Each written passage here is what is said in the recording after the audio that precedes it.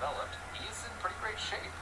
Despite the uncertainty of the future and the grim representations of popular culture, there are still people who have reason to believe in cryonics.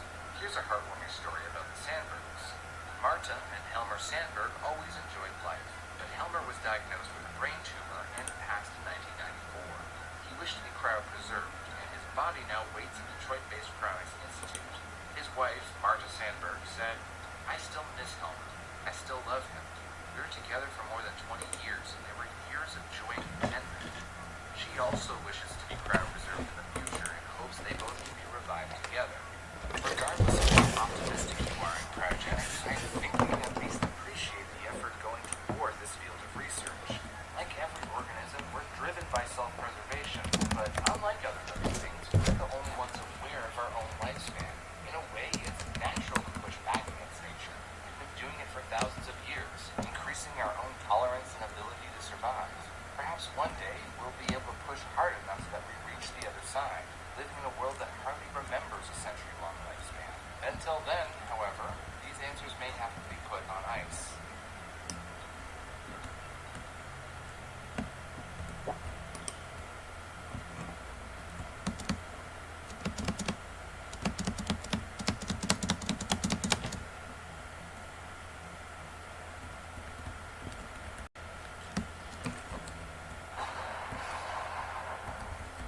Struck by lightning, a shocking concept. There are many cases where very unlucky people have been struck by lightning and lost their lives, but mostly people survive lightning strikes. Only about 10% of people who are struck by lightning are victims, leaving 90% with various degrees of disability. But one case that stands out is a report on a blind man regaining his eyesight after being struck by lightning. If comic books have taught me anything, it's that being struck by lightning will either turn you to ash or give you superpowers. So, what happened here? We're going to explore if lightning can be the next natural remedy craze. But first, we're looking into a mystery, not telling you what might or might not cure you from any medical condition. If you get struck by lightning or receive an electric shock, chances are you will have injuries that may even be fatal. This is meant to be an unbiased approach and exploration of the documented medical phenomena.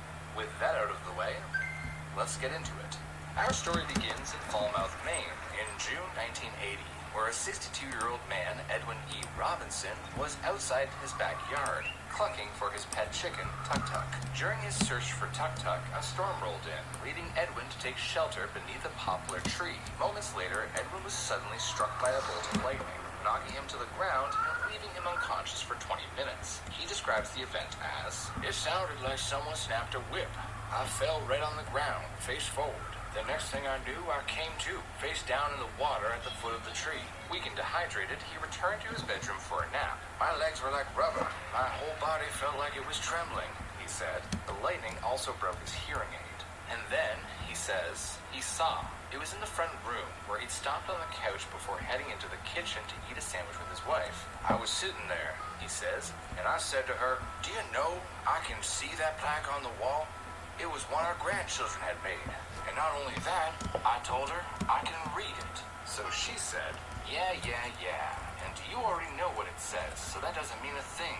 How about looking at the clock over there on the wall and telling me what time it is?" And he looked at the clock and said, "It's 6 minutes after 5. His sight was 20/20, and he could now hear without his fried hearing aid. So how did Edwin miraculously regain his eyesight and restore his hearing? First, we need to explore what happens when a person is struck by lightning. Before I can talk